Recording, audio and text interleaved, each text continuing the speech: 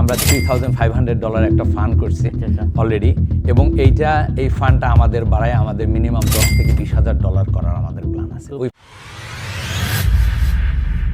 Hello everyone, we are back with another episode talks with Atahar. আশা করি আপনারা সবাই ভালো আছেন। আর আপনারা সবাই জানেন বাংলাদেশ অ্যাসোসিয়েশন অফ জর্জিয়ার ইলেকশন 25 and 26-এর অনুষ্ঠিত হতে যাচ্ছে নভেম্বর 30-তে। আর এই ধারাবাহিকতায় আপনারা জানেন দুইটা প্যানেল রান করতেছে এখানে। একটা হচ্ছে বাবুল হাসান পরিষদ আর একটা হচ্ছে আপনার শামীম শান্ত পরিষদ। আমাদের সাথে আজকে যে গেস্ট আছেন উনি হচ্ছেন বাবুল হাসান পরিষদের একজন ভাইস প্রেসিডেন্ট হিসেবে রান করতেছেন। আমাদের সাথে আছেন রেজাউল হক রেজা ভাই। রেজা ভাই, আপনি কেমন আছেন? আমি ভালো আছি। আতাহার ভাই, সর্বপ্রথম আপনাকে থ্যাংক ইউ বলবো যে আপনার শোতে আমাকে ইনভাইটেশন দেওয়ার জন্য। থ্যাংক ইউ আপনি আসার জন্য। Thank you very much. আচ্ছা রাজা ভাই, আপনি তো এজ এ ভাইস প্রেসিডেন্ট হিসেবে বাবুল হাসান পরিষদ থেকে রান করতেছেন। আপনি যদি আপনার একটু পরিচয় দেন এবং আপনি কিসে থেকে অনুপ্রেরণা পাইছেন এবং কেন আপনি এই পদে রান করতেছেন?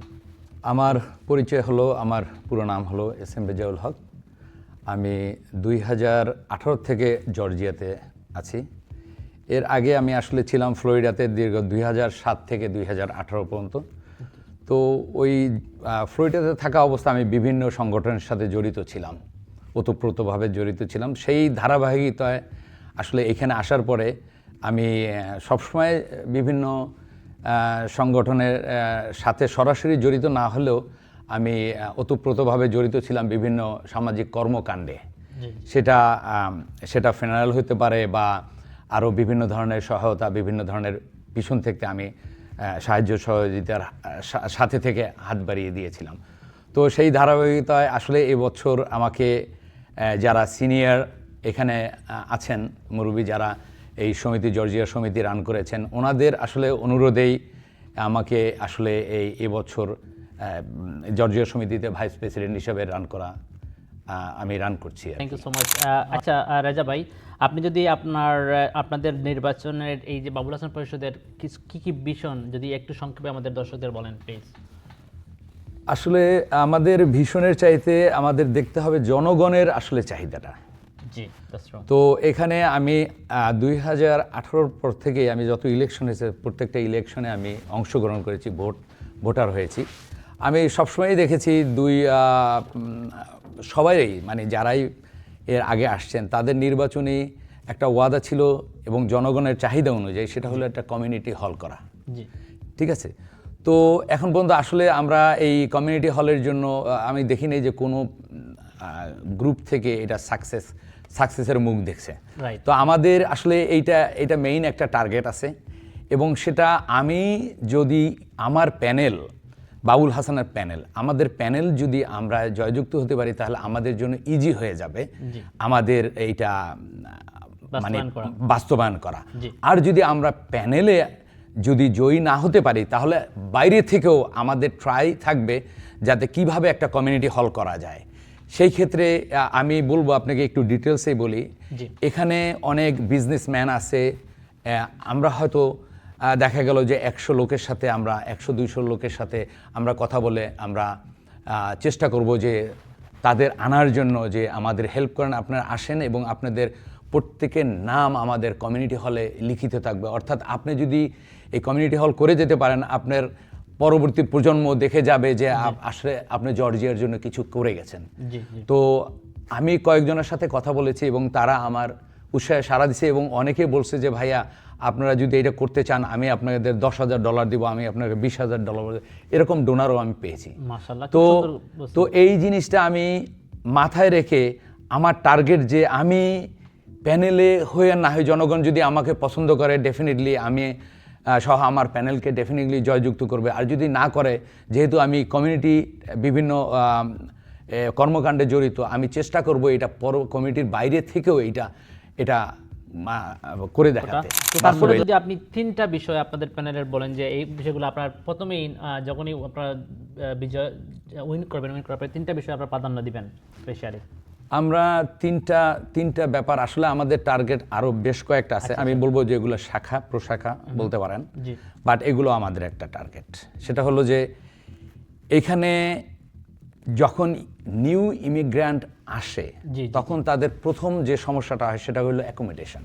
খুব সুন্দর বিষয়টা, অ্যাকোমোডেশন।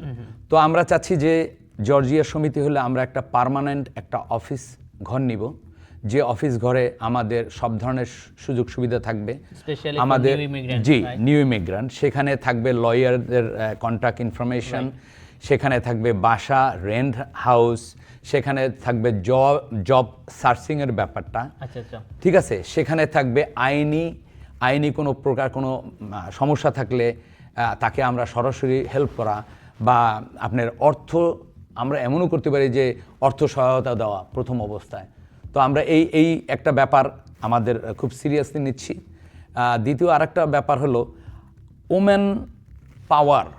আমি মনে করি যে এখানে যে জেনারেশনটা ওমেন যারা আছে তারা অনেকেই কাজকর্ম করেন এবং ঘরে বসে থাকেন। আমরা যদি এই ওমেনটাকে একটা পাওয়ার হিসাবে নিয়ে আসতে পারি, আমি মনে করি যে তাতে আমাদের ওমেনদের অনেক উন্নতি হবে এবং তাদের ভিতরে কমিউনিকেশন বৃদ্ধি পাবে এবং বিভিন্ন সামাজিকতা অনুষ্ঠান বলেন, বিভিন্ন কর্মকাণ্ড তারা করে যেতে পারবে।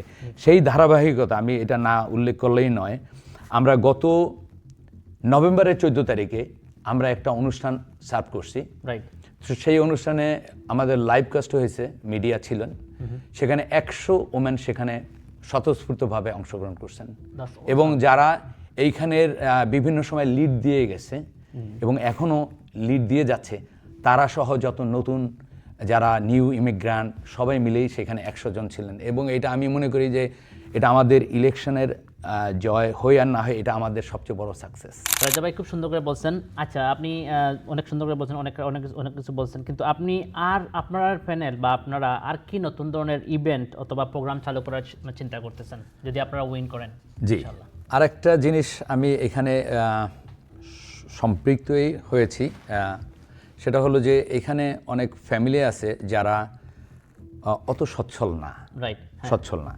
তো এখানে আমি দেখছি যে যখন কোনো একটা ফ্যামিলি মেম্বার হাজব্যান্ড মারা যান, তখন দেখা যায় যে সেই ফ্যামিলিটার ইভেন ফিনারেল ফান্ডের প্রয়োজন হয়ে পড়ে। এবং এইখানে আমাদের ভিতরে অনেক ডোনার আছে যারা নিজেদের নাম প্রকাশও করেন না, বা আমরা যারা কবরস্থানে যাই, কবর দিয়ে আসি, আমরা জানি না যে আসলে ব্যাপারটা কি হচ্ছে। এর ভিতরে কিছু লোক কাজ করে, যেমন ফিনারেলের যত খরচ টরচ আছে ওনারা বিয়ার করে।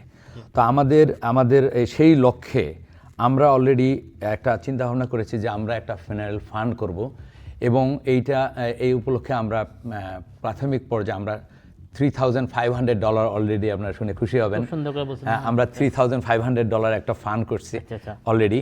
এবং এই ফান্ডটা আমাদের বাড়ায় আমাদের মিনিমাম $10,000 থেকে $20,000 করার আমাদের প্ল্যান আছে। ওই ফান্ডটা সবসময় আমরা ধরে রাখবো, যখন ফান্ডটা থেকে কিছু পয়সা খরচ করবো আবার ফান্ডটা $5,000 থেকে $10,000 আমরা সবসময় করবো, যাতে এটার জন্য একটা বিড়ম্বনার শিকার হইতে না হয়। এবং আপনি শুনলে আরও হয়তো খুশি হবেন, সেটা হলো যে আমরা এরকম একটা কাজও করেছি কিছুদিন আগে। এই ভদ্রলোক মারা যাওয়ার পরে ওনার ফ্যামিলিকে প্রাক্তন মেম্বার যারা ছিলেন তার সাথে আমি একটু সম্পৃক্ত ছিলাম, যে $76,000 ওনার হাতে তুলে দিতে পেরেছিলাম আমরা। তার ভিতরে $38,000 দিয়ে ওনার একটা বেসমেন্ট ছিল, যেটা আনফিনিশড বেসমেন্ট, সেটা আমার তত্ত্বাবধানে সেটা কমপ্লিট করে সেটা ভাড়ার যোগ্য করেছিলাম। এবং আমি কমপ্লিট করে দেওয়ার পরে উইদিন 15 ডেজের ভিতরে উনি $1,600 উনি ওইটা রেন্ট দিছে। সেই জিনিসটা আসলে ওনার জন্য যে কি পরিমাণ হেল্প হয়েছে, এটা আসলে যারা ওতপ্রোতভাবে জড়িত ছিল, যারা জানে, তারা দেখছে এই ব্যাপারটা। খুব সুন্দর বলছেন। আচ্ছা রাজা ভাই, আপনাদের মানে কোনো প্ল্যান আছে কি ইয়াং জেনারেশনকে ইনভলভ করার জন্য? আপনারা কি চিন্তা করতেছেন আপনাদের প্যানেল থেকে? ইয়াং জেনারেশনের ডেফিনেটলি এটা আমাদের একটা চিন্তা আছে, সেটা হলো যে আমাদের সংস্কৃতি, কৃষ্টি কালচার, এটা আমি চাই যে আমাদের যে বয়স হয়ে গেছে, এরপরে আমাদের জেনারেশনের পরে যে জেনারেশনটা আমাদের কৃষ্টি কালচার ধরে রাখবে, সেটা হলো আমাদের সন্তানেরা। তো সেই ক্ষেত্রে আমি চাচ্ছি যে বাঙালি যত ন্যাশনাল প্রোগ্রাম বলেন, সেই প্রোগ্রামগুলোতে বাঙালি ছেলেদের যত ইনভলভ করা যায়, হ্যাঁ, আমি মনে করি যে সেটা তাদের জন্য ভালো হবে। বাংলা একটা স্কুল করা যেতে পারে, অথবা একটা বাংলা আরও কালচারাল কিছু সঙ্গীত, বাংলাকে নিয়ে আমি চাচ্ছি যে যাতে বাচ্চারা বাংলায় কথা বলতে পারে, তারা কিছু অনুষ্ঠানে পার্টিসিপেট করলে এটা সম্ভব। রাজা ভাই খুব সুন্দর করে বলছেন। আমাদের প্রোগ্রামে আমরা একদম শেষ পর্যায়ে, আপনি যদি 3-4টা রিজন বলেন আপনাদেরকে কেন লোক ভোট দিবে, যদি আপনাদের প্যানেলকে কেন সবাই ভোট দিবে, যদি আপনি একটু সুন্দর করে বলেন প্লিজ। আমাদের প্যানেলে ভোট দেওয়ার ব্যাপারে আমি আসলেও এর আগেও আপনাকে এটার অ্যান্সার একটা অ্যান্সার দিয়েছি। সেটা হলো যে আমরা যে প্যানেলে যারা অংশগ্রহণ করছি এদের দক্ষতা এবং সামাজিক দায়বদ্ধতা তাদের ভিতরে আছে এবং নতুন এবং সাবেক প্লাস আমরা যারা নিউ আসছি, আমাদের প্ল্যান আমরা যখন আমরা প্যানেল তৈরি করেছি তখনই আমরা বলেছি যে আমরা কি করতে চাই। তো কমিউনিটি হল আমরা করব, এটা আমাদের একদম প্রথম প্ল্যান। এরপরে হলো ফেনারেল ফান্ড, নতুন ইমিগ্রেন্ট যারা আসবে তাদের নিয়ে আমরা কাজ করব। এই ধরনের বিভিন্ন কর্মকাণ্ডের কারণে আমি মনে করি যে আমরা ভোট পেতে পারি আটলান্টাবাসীর কাছ থেকে। আচ্ছা, খুব সুন্দর করে বলছেন। থ্যাংক ইউ সো মাচ ভাই আপনি আসার জন্য। আর লাস্টলি যদি আমাদের এই প্রোগ্রাম সম্বন্ধে কিছু বলেন, প্লিজ। প্রোগ্রাম সম্পর্কে বলবো ধন্যবাদ আবার আপনাকে জানাচ্ছি আপনার এই চ্যানেলে আমাকে দাওয়াত দেওয়ার জন্য। এবং এটা আমি মনে করি যে এটা যদি কিপ কন্টিনিউ করেন তাহলে আমাদের মতো আরও যারা কিছু বলতে চায় মিডিয়ার মাধ্যমে তারা উপকৃত হবেন এবং আটলান্টাবাসী দেখবেন হয়তো আমাদের এটা দেখেও অনেকে অনুপ্রাণিত হবে এবং সমাজের দায়বদ্ধতা এবং কিছু সমাজের সেবা দেওয়ার জন্য এগিয়ে আসবে। Thank you so much. Thank you Atahar ভাই, আপনার আমাদের অনুষ্ঠানে দাওয়াত দেওয়ার জন্য। থ্যাংক ইউ সো মাচ রাজা ভাই। রাজা ভাই, আমাদের অনুষ্ঠানে একদম শেষ পর্যায়ে আপনি কিছু বলবেন আমাদের অডিয়েন্সকে প্লিজ। আমি বলতে চাই বাবুল হাসান পরিষদের আমি একজন সহসভাপতি। আমি আশা করব আপনারা আপনাদের মূল্যবান ভোট আমাদের দিবেন, আমাদের জয়যুক্ত করবেন এবং আমরা কমিউনিটির জন্য কিছু আমি যা আগে বলেছি এই জিনিসগুলো করার মতো আমাদের সুযোগ করে দেবেন আপনারা।